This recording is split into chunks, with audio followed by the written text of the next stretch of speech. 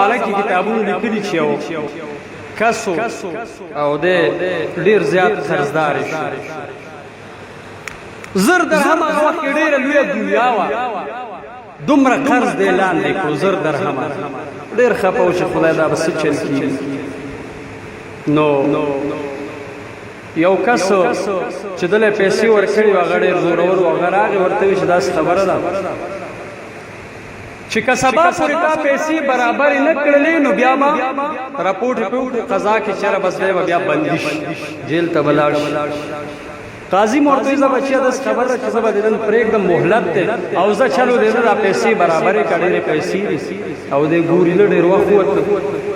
دا پیسې ورته که سبا دې برابر نه کړه بیا ستا مسله خرابه، بیا به دې جیل کې اچوي. دوی صحیح شوله روان شو، خو عقیده مضبوطه او ایمان مضبوط و عقیده غواړي، محبت غواړي، مینه غواړي، اخلاص غواړي. وای د رحمان کلام په دې وجه شیرین دی چې هر کلام کلام دی د اخلاص. وای که د ځمکې نه اسمان ته ختل ګران دي، دا مزل په یو ګام دی د اخلاص. ته اخلاص ځان کې پیدا کړه، مینه پیدا کړه، ایمان قوي مضبوط کړه، عقیده مضبوطه کړه، خدای دې مشکل اسانه کړي. نو بس راو دا صاحب قاضي مورته وایي چې که سبا د بندوبست نو کو بیا به دې جیل کې اچوي. کور ته راغی، واړه بچي وو دا ټول راپاس ول سره د بیبي شپه وه. وایي چې راځئ زه خو قرض نه لاندې شوم، ډېر څوک قرض هم را سره نه کوي او سبا دغسې اخري خبره ده ګنې بس جیل ته به ځم. واړه بچي دي څه به کوو، دا به څه کوي. بچی ورته وای بابا جی مبارکه څه به کوو، هغه ورته وای داسې خبره ده چې الله جل جلاله مشکل اسانوي. موږ د حضور علیه السلام مبارک امتیان یو، د الله بندګان یو، راځئ د الله جل جلاله ذکر تلاوت به وکړو او بیا به په امام الانبیاء سردار الانبیاء علیه السلام مبارک باندې ډېر ډېر سلام او درود ووایو. په خپل پیغمبر باندې درود او سلام ووایو، بیا به دعا وکړو الله ته اسانه ده که نه ډېره مسله زموږ ګرانه ده او خرابه ده، الله به بندوبست کوي. واړه ماشومان یې کېنول پاک په خولو باندې او تلاوت او ذکر او بیا درود په حضور پاک ډېر وویلې. کله چې درود شریف پوره کړلو، درود یې ویلې، دې وخت کې د دې صاحب خوب راغی او سترګې یې ورغللې، وده شو. سترګې چې کله پټې شوې، جناب رسول الله صلی الله علیه و آله وسلم مبارک ورته خوب کې راغی. ورته وی و بچیا تو خو ډېر خفه ډېر پریشانی، خو خفه کېږم الله جل جلاله ستا مسایل اسان کړل، الله دې مشکل ختم کړ، ته مه خفه کېږه. دا صاحب ورته وی و د دوو کونو سردارا ولې به خفه نه یم ځکه ما باندې ډېره قرضه ده او قاضي راته ویلي که سبا پورې دا پیسې مهلت دې ادا دې نه کړې بیا به دې جیل کې اچوم. یا رسول الله زما واړه واړه بچی دي، قربان دوی سره بیا سبا سو قرض نه کوي ځکه خفه او پریشان یم. حضور مبارک ورته فرمایي خفه کېږم،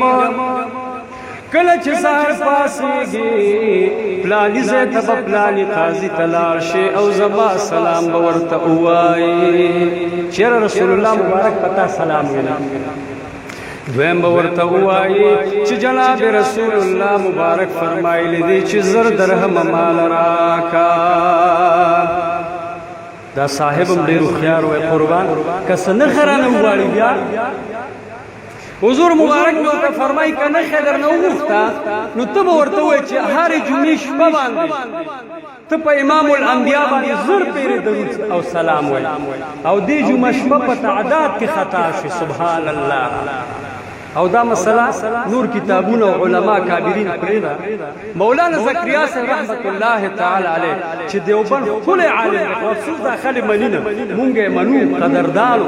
ډېر د دین خدمت یې کړی او دفن په جنت البقیع کې دی، قربان شم تېنه، خو د دوی کتابونه دوی پوره نه دي کتلي. هغه مبارک هم دا خبره فضایل حج کې هم لیکلې ده، غالبا تبلیغ نصاب په فضائل درود کې لیکلي او امام غزالی صاحب او مدارج النبوت او معارج امام کشافی ډیرو او عبدالرحمن صفوری صاحب دې ډیرو لیکلي دا خبره. وای کنه خو ورته په حضور دې درود زر کرا ته پورا کو تعداد کې خطا شي تا وی چې زر می پورا کړه او حضور وای چې بالکل زر پیری پورا ویل او ستاسو درود ما ته فرشتو پورا په پورا را رسول بس دا خوب بیدار شو خوشاله حضور مبارک ورته راغله راغه دروازه وډه بولا قاضي مخ کې پولیس وغیرہ ولاړ وسه کوي قاضي سره زما لکار دی قاضي سره ملاقات ډیر ګران دی مېلمانه دي وای رما دې چا سلام راوړل ته دومره ورته چې حضور پاک سو راستولې دي چې د کس څوکیدار قاضي ته ویل او قدردان خلو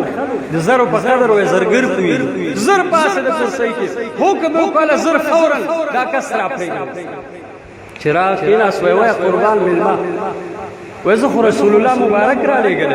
وای قربان دی رسول الله مبارک د نامي مبارک نه قربان خبر چې اسی ویلی وای قربان حضور پاک مبارک را تداویلی چې زما سلام دته وایا دوی مرته وایا چې 100 روپۍ مال راکا فورا هغه پاسه د حکم کو 100 روپۍ ورکړي بچیا دا او بچیا ودرېګا 100 روپۍ نور واخلا چې تا مال د حضور پاک سلام راوړ سبحان الله دا 100 دغه انعام واخلا بچیا 100 روپۍ نور والا ته فقیر غریب بچو ته به کار روزګار روان کې 300 روپۍ ورته ورکي سبحان الله قدردان خلو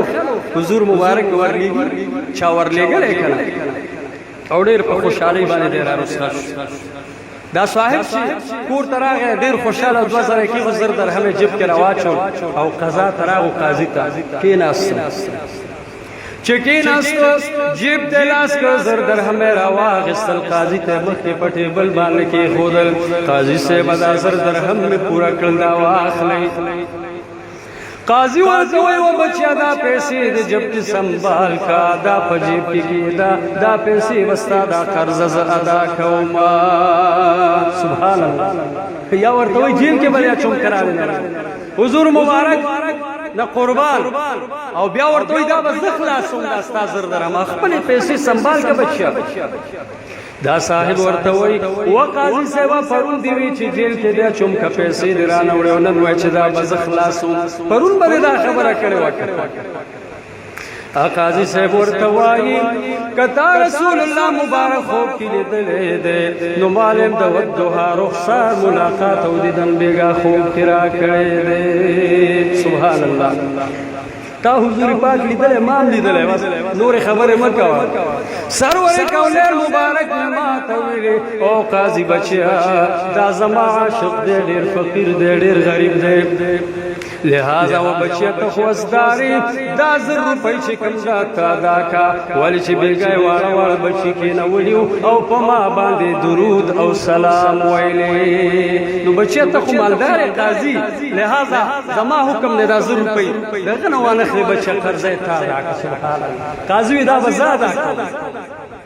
ناګهانا قرضدار راغی قرضدار چکینا او د جب تبیالا سزا پیسې واخلا قاضي ورته تدا کېږي قرضدار چې دا څه خبره ده چې دا پیسې زناله دی ورته وای پرون د سمرا جنجالونه او شرمول کول نن پیسې پیدا کړې پرون نبی نن چې پیدا شي بندوبست شو پیسې لاله ولی واره خپل پیسې والو بزچ